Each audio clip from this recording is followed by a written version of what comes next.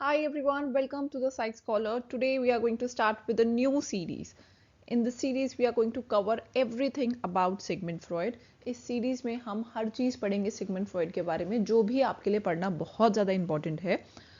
अगर आप ग्रेजुएशन में हो या आप मास्टर्स में हो या आप किसी कॉम्पिटिटिव एग्जाम की प्रिपरेशन कर रहे हो, जैसे कि नेट, जेआरएफ या गेट और एनी अदर कॉम्पिटिटिव एग्जाम, तो ये सीरीज आपके लिए बहुत बहुत ज़्यादा इंपॉर्टेंट होने वाली है।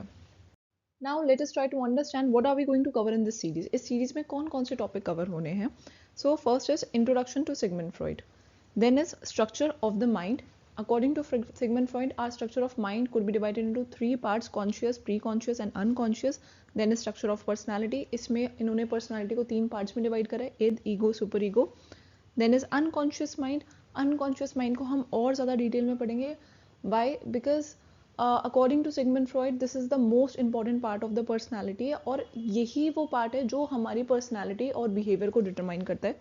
So our unconscious mind according to Sigmund Freud is very important in determining our personality and our behavior.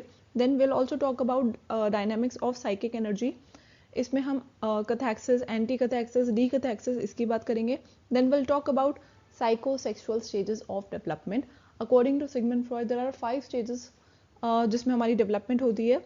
तो फर्स्ट स्टेज है oral, then is anal, then is phallic, then latency and the last stage is genital. Then will also talk about the therapy that he has given, psychoanalytical psychotherapy. उसमें कौन कौन सी techniques use होती है उसकी बात हम करेंगे. Will also understand transference and counter transference, this is the part of his therapy only. Then we'll also understand dream analysis. According to Sigmund Freud, dreams are very important in determining our unconscious. तो ये बोलते हैं dreams are the road to the unconscious. मतलब अगर हमको किसी का unconscious mind जानना है तो हम ड्रीम्स के थ्रू जान सकते हैं.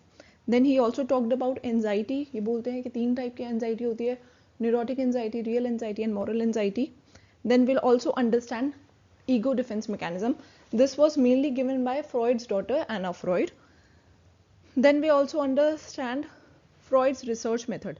उन्होंने कौन से रिसर्च मेथड का यूज़ करा है? Mainly he has used case studies. मतलब जो इन्होंने अपनी थ्योरी दी है वो केस स्टडीज़ के बेसिस पे दी है. इनकी एक मोटिवेशन की थ्योरी है, ड्राइव थ्योरी, उसके बारे में हम पढ़ेंगे. Then he also talked about hypnosis and hysteria. फिर हम जानेंगे जो फ्रॉइड का पर्सपेक्टिव है towards love and attachment. And at the end we will discuss about the criticism of the Freud's theory. So this is what we are going to cover in this series. और ये series आपके लिए काफ़ी important होगी. कोई भी ऐसा topic नहीं होगा जो हमने करा नहीं होगा इस सीरीज में about Sigmund Freud. Now let's try to understand about Sigmund Freud. He was born on May 6th, 1856 in Austria. He is known as the founder of psychoanalysis. इनको psychoanalysis का founder बोला जाता है. According to Sigmund Freud, our unconscious is very important in shaping and understanding of our mind and human behavior. जो हमारा unconscious mind है वो काफ़ी ज़्यादा important होता है हमारी personality और human behavior को समझने के लिए. So, according to Sigmund Freud, our structure of mind can be further divided into 3 parts. Structure of mind can be further divided into 3 parts. Conscious, conscious simply means जिसके बारे में हमको awareness है. Pre-conscious ऐसी चीज़ है जिसके बारे में हम consciously aware नहीं है, but if we put some effort then we will be able to recall about it. And then is unconscious. So this unconscious part is very important according to Sigmund Freud. और ये ऐसा part है जिसके बारे में हमको कोई भी awareness नहीं है. We are completely unaware about it, and it is very important in determining the personality and human behavior. Sigmund Freud was a neurologist, a doctor who studies the nervous system. He was a medical doctor who specialized in disorder of nervous system. So he was working in a hospital. ये एक hospital में काम करते हैं और ये observe करते हैं कि इनके पास जो patient आ रहे हैं, they were suffering from a nervous system disorder, but he could not find a physical cause behind it. अब होता क्या है कि ये देखते हैं कि कुछ प्रॉब्लम तो है लोगों को, मतलब कोई ना कोई डिसऑर्डर तो है, कोई ना कोई नर्वस सिस्टम डिसऑर्डर तो है, but there is no physical cause behind it. कोई फिजिकल कॉज नहीं है. देन ही रियलाइज प्रॉब्लम तो है but the problem must be in the mind, problem जो है वो हमारे माइंड में है। और तब इनको रियलाइज हुआ कि कोई माइंड ऐसा भी है हमारे पास जिसके बारे में हमको अवेयरनेस नहीं है, unconscious mind. So according to Sigmund Freud, होता क्या है, जो हमारी डीपेस्ट डार्केस्ट अर्जेस होती हैं, जो हमारी बहुत ज़्यादा पेनफुल मेमोरीज होती हैं, वो हम हमारे अनकॉन्शियस में सप्रेस करते हैं। और इस चीज़ की वजह से हमको प्रॉब्लम होती है और इस चीज़ की वजह से कोई ना कोई नर्वस सिस्टम डिसऑर्डर हो रहा है। अब ये जो हमारी रिप्रेस्ड अर्जेस हैं, अगर ये सरफेस पे आएंगी तो नर्वस सिस्टम डिसऑर्डर हो सकता है। मतलब अगर ये मेमोरीज हमारे सरफेस पे आएंगी तो हमको प्रॉब्लम हो सकती है।